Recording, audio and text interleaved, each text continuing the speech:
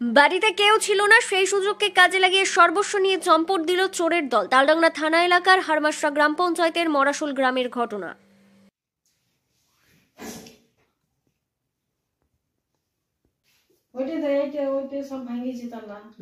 চাবিটা ওখানে পড়ে যাবে।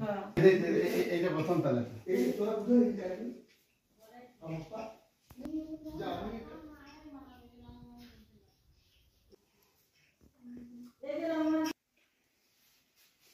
হ্যাঁ এসেছিল, পুলিশও এসেছে।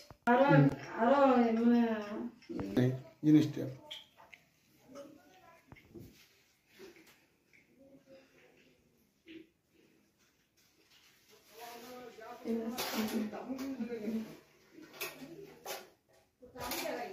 ওইটা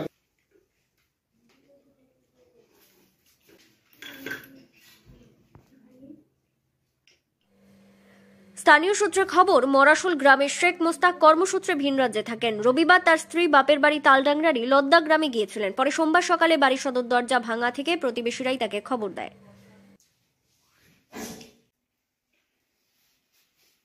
পুলিশও এসেছে। আরো মানে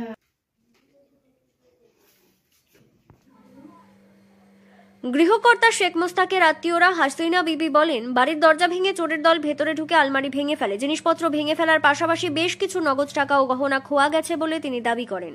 হচ্ছে আমার বোনের বাড়ি, আমার তাহলে বাপের বাড়িতে ও ছিল। এক সপ্তাহ আগে ওর স্বামী মানে বাইরে থাকে, ওর স্বামী বাইরে গেছে, দিয়ে ওদের ঘরে কে দেখেছে জানিনি, খবর দিয়েছে যে ঘর খোলা আছে।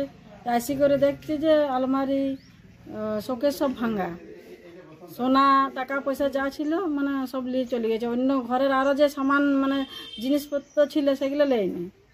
জানা খাতুন দেখ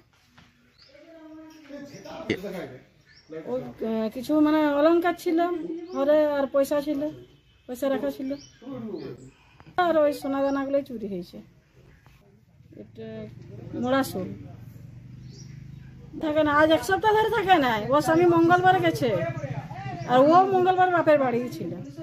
ওটাকে ওটি বলতে পারছেন না, ওর পয়সা ছিল গুণা থাকে না।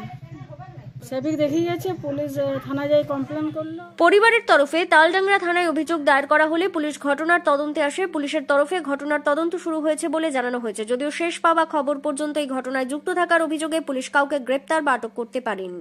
ব্যুরো রিপোর্ট, দক্ষিণ বাঁকুড়া দর্পণ, তালডাংরা।